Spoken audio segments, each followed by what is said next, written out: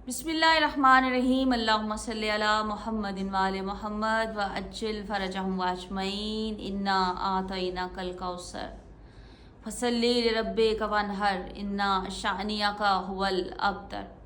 सरकार दो आलम सल्लल्लाहु अलैहि वालिहि वसल्लम को अरब के जाहिलों ने जब ताना दिया तो अल्लाह तबारक व तआला ने अबना अना व अबना अकुम के मिस्दाक के तहत सरकार दो आलम सल्लल्लाहु अलैहि वालिहि वसल्लम को खैर कसीर अता फरमाया।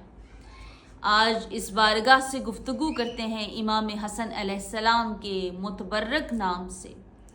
इमाम हसन अलैहिस्सलाम जिनको सब्ज़े कबा भी कहा जाता है, जिनको अमन का शहज़ादा भी कहा जाता है, ये वो वाहिद हस्ती है, ये वो वाहिद शहज़ादा है कि जिसको एक बार नहीं, दो बार नहीं, कई बार जहर दिया गया।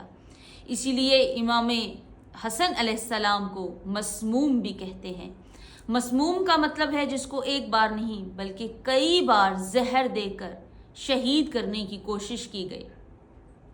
शहजादा इमाम हसन अलैहिस्सलाम को जब जहर देकर शहीद कर दिया गया तो ये वाहिद जनाजा है जिसको रसूल खुदा सल्लल्लाहु अलैहि वसल्लम के यानी जिसको अपने नाना के पहलू में दफन करने की इजाज़त ना मिली।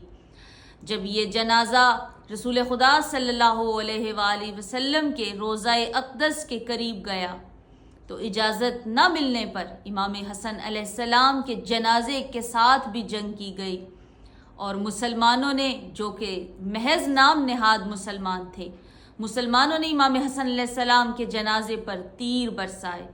और ये वो वाहिद जनाजा है जो जनाजे गाह से घर वापस आया और बहनों ने जनाजे से तीर निकाले और फिर दोबारा कफन पहनाकर जन्नतुल बकी में दफन कर दिया गया।